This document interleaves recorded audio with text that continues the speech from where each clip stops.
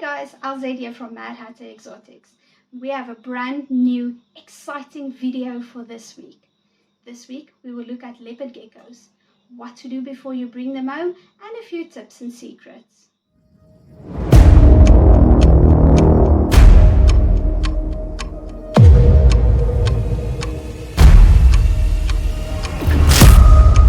Leopard geckos make excellent pets. They are small, they don't take up a lot of space. The care requirements are super easy. Also, you don't hear leopard geckos. They don't bark like dogs. Well, your neighbor's dogs that are constantly bothering you. By the way, this is Sweet Pea, one of our gorgeous girls in our collection.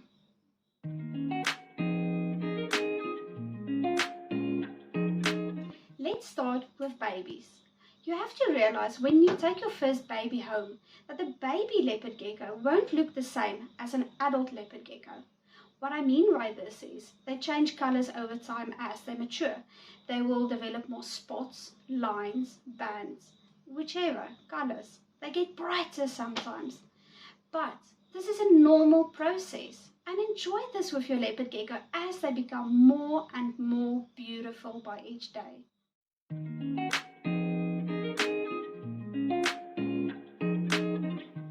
Babies are super shy and they get a fright so easily. Try not to handle them for the first week or so, just to give them time to process and get used to their new environment and also to get used to you. Feed your baby every day or at least every second day.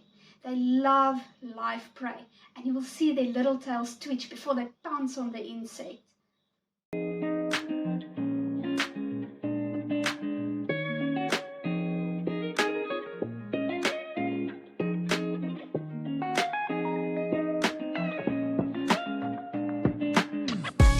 As soon as your baby is settled into its new environment and eating well, you can start using this time as bonding with your leopard gecko by either hand feeding or using a tweezer to feed your baby.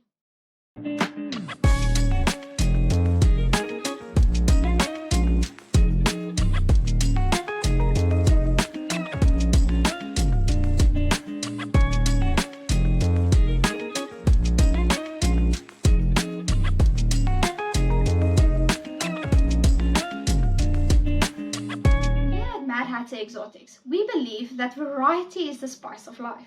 We try to give our leopard geckos the biggest variety of feeder insects available. So here we have crickets, mealworms, dubia roaches and silkworms. This year though, we are also going to introduce a fifth feeding insect, and that is Turkestan roaches.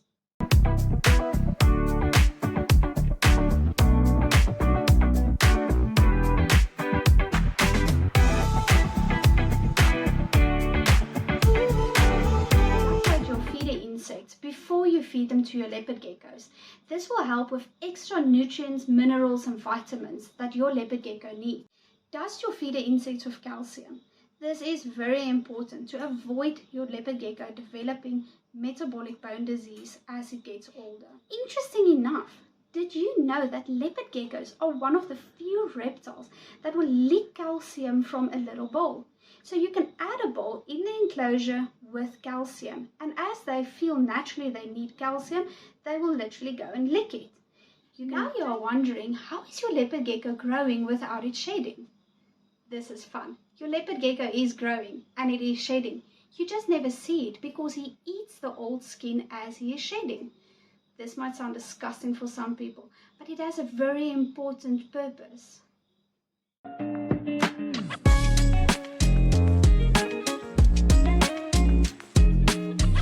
For your leopard gecko is a very tough process and it takes a lot of energy out of them. So by eating the shed skin, they restore all the lost minerals and vitamins that they might lose during the process of shedding their skin.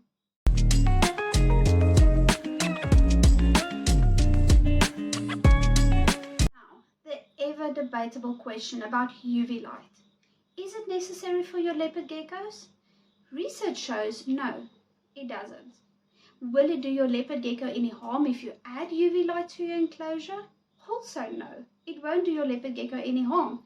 On the contrary, new research shows that it is actually very beneficial to your leopard gecko.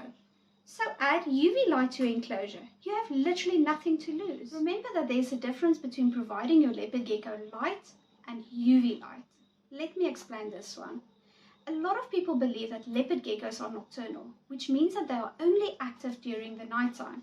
And in believing so, they also believe that your nocturnal animal can live in total darkness. This is not right. This is also not fair to your animal. Leopard geckos are actually crepuscular, which means they are also active in the earlier afternoons and in the early mornings. So light is important for your leopard geckos. This also helps them with their internal clock and when it's day and nighttime. When breeding your leopard geckos, this is an extremely important factor to also consider. Imagine you live in constant darkness 24/7. You will eventually not enjoy this, and neither will your leopard gecko. Now to discuss the most controversial and highest debatable subject about keeping leopard geckos. Should you keep your leopard gecko on white paper towel or in a bioactive enclosure? I'm not going to make the decision about this one for you. Do your own research. This is very important. What works for one keeper will not work for another keeper. But this is going to be a video for another time, what we do at Mad Hatter Exotics and how bioactive enclosures can work for you.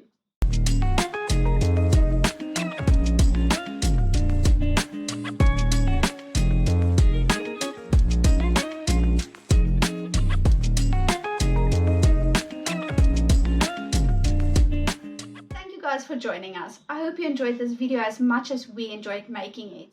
Please give us a comment down below how you keep your leopard geckos and if you have any tips to share with us. As always, like and subscribe.